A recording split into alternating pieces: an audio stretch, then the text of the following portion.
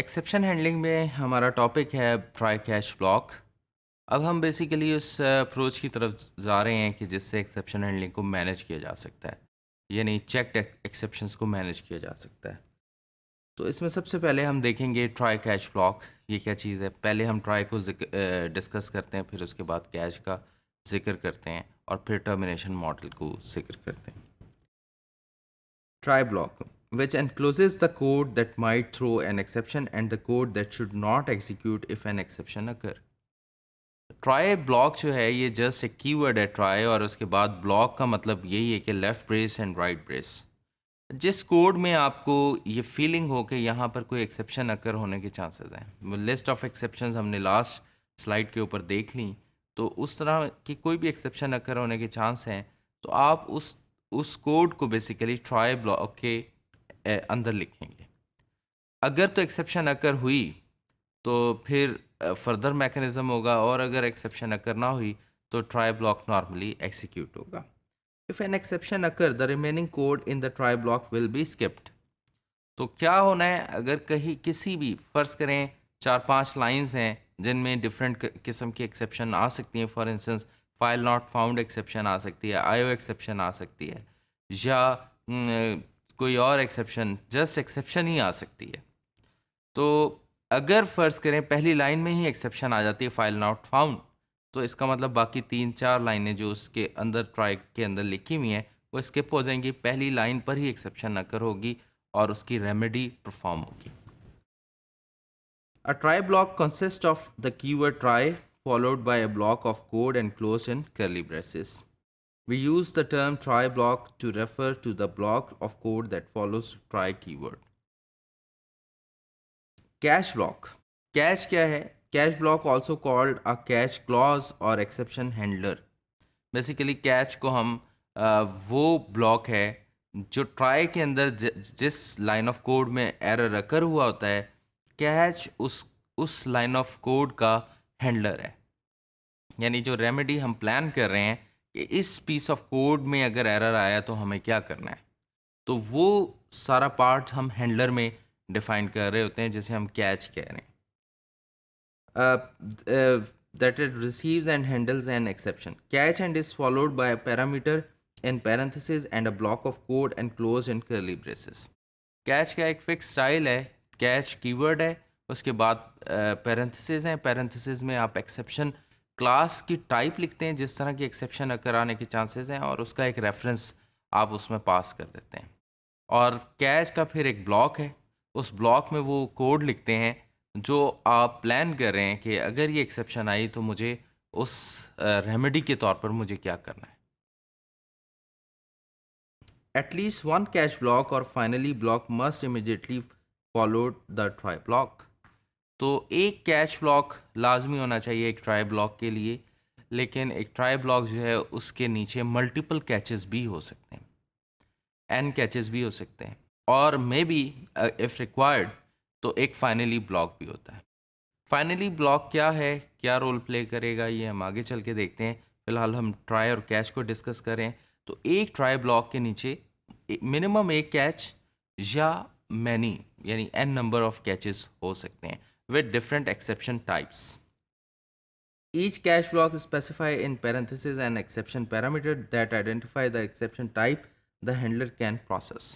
और इन एक्सेप्शंस को डेफिनेटली हर कैच में डिफरेंट एक्सेप्शन को डील कर रहा है, लेकिन इसमें ये फॉलो करना बड़ा ज़रूरी है कि जो सबसे सब क्लासेस एक्सेप्शन की सब क्लासेस हैं वो अपर कैचेस में होने चाहिए, और जो सुपर क्लासेस हैं वो लोअर कैचेस में होनी चाहिए। Actually it's behave like if else. तो अगर आप सुपर क्लास के कैच को ट्राई के फ़ौरन बाद रख देंगे तो वो ऑलमोस्ट तमाम की तमाम एक्सेप्शंस पे पॉलीमॉर्फिकली अपने आप को अपकास्ट करके अप्लाई कर लेगा। इसका मतलब ये कि file not found is a exception. तो अगर मैं एक्सेप्शन का कैच सबसे ऊपर लगा दूंगा तो हर तरह की एक्सेप्शन उसमें कवर हो जाएगी और सिर्फ वही कैच चला करेगा, बाकी नीचे चेक नहीं होंगे। तो हमें इसे हमेशा रिवर्स ऑर्डर में रखना चाहिए। Exception occur in a try block. The catch block that execute is the one whose type matches the type of the exception. The exception parameter's name enable the catch block to interact with a caught exception object. और termination of model exception क्या है? The try block terminates immediately and program control transfer to the first of the following catch block in which the exception parameters type match the thrown exception type. जो जैसी exception अकर हुई वो जिस भी cash से match करेगी वही cash block execute होना चाहिए। ये टर्मिनेशन मॉडल है। Program control does not return to the throw point because the try block has expired. तो कैश एग्जीक्यूट होने के बाद ये वापस ट्राई के पॉइंट पर नहीं आता जहां से एक्सेप्शन अकर हुई होती है, बिकॉज ट्राई ब्लॉक एक्सपायर हो चुका है। Control resumes after the last cash block. Control कहां से रिज्यूम होगा? जो लास्ट कैश ब्लॉक जहां से चल रहा था program. This is known as the termination model of exception handling. और इस सारी चीज को देखने के लिए हम एक डेमो की तरफ चलते हैं, जो डिवीजन बाय जीरो, अगेन वही same code but with exception handling.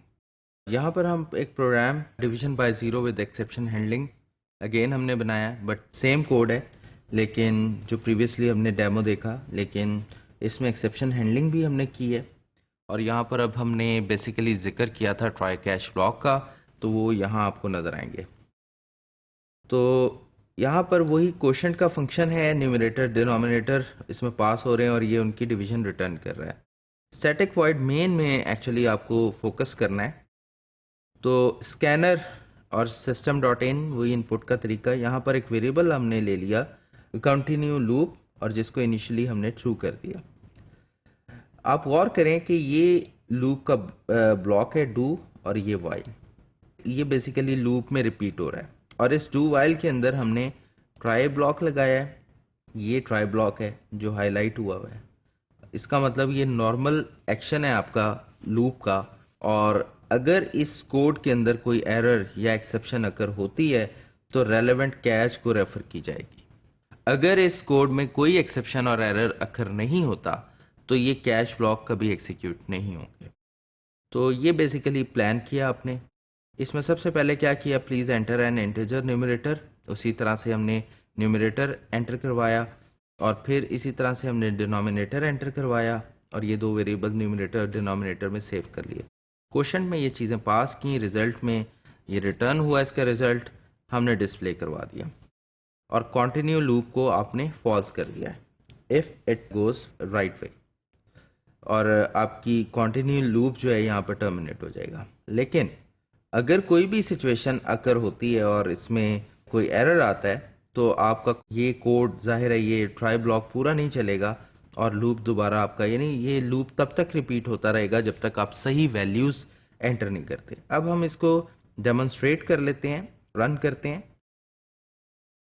तो यहाँ पर हमने एंटर किया 4, और उसके बाद आपने एंटर किया 2। तो आप देखें रिजल्ट आपका 4 डिवाइडेड बाई 2 2 आ गया। दोबारा हम इस प्रोग्राम को जो है वो चलाते हैं और रन करते हैं। इस दफ़ा 4 और फिर मैंने 0 दे दिया। तो आप देखें ये पहले की तरह एक्सेप्शन देने के बजाय 0 is an invalid denominator, please try again, ये जो है ये मैसेज ये लिखा हुआ है। और ये एक्सेप्शन, इसका मतलब एक्सेप्शन अकर हुई और इस ब्लॉक में गई। यहाँ ये मैसेज आपके सामने प्रिंट हुआ। मैसेज प्रिंट होने के बाद जो था दोबारा आपसे इनपुट मांगी गई है, यानी ये लूप कंटिन्यू हुआ और उसने दोबारा आपसे न्यूमरेटर और डिनोमिनेटर एक्सपेक्ट किया। तो ये बेसिकली एक्सेप्शन हैंडलिंग को हम देख सकते हैं कि किस तरह से आप एक एरर वैल्यू थी लेकिन उसको हमने सिस्टम को टर्मिनेट होने से बचाया, बल्कि हमने इसे रिवाइव कर लिया।